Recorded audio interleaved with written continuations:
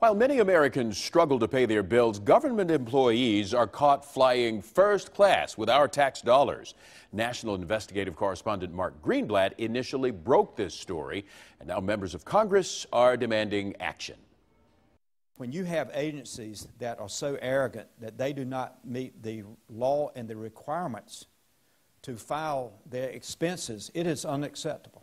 Congressman Walter Jones is talking about the slew of federal agencies Scripps News discovered ignoring requirements to disclose taxpayer-funded upgrades to first and business class. You have pointed this out that some of these agencies, it's been 3 or 4 years before they file their travel expenses. One of the worst offenders, the Small Business Administration. Records show it went 5 years without disclosing its taxpayer-funded upgrades. And records we obtained from the General Services Administration show since '09, 54 out of 75 agencies failed to disclose at least an entire year's worth of upgrades. Just 2 weeks ago, the U.S. House followed up with one, passing a bill requiring NASA to turn in one missing report and correct errors in others.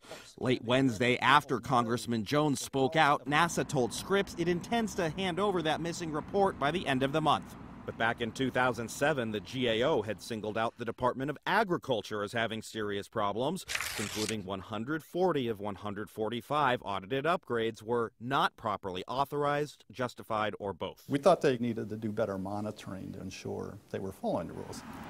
But today, records show Ag has skipped out on the last 4 years in a row of required disclosures, which is why Congressman Jones is writing letters this week to the Inspector General at the USDA, SBA, and NASA, asking when was the last time you conducted an audit, and when do you expect the departments to file? The taxpayer has a right to know the cost of the trips. And if we don't give them the information they have a right to expect, we're cheating them. That's unacceptable in this republic. Mark Greenblatt for the Scripps National Bureau in Washington.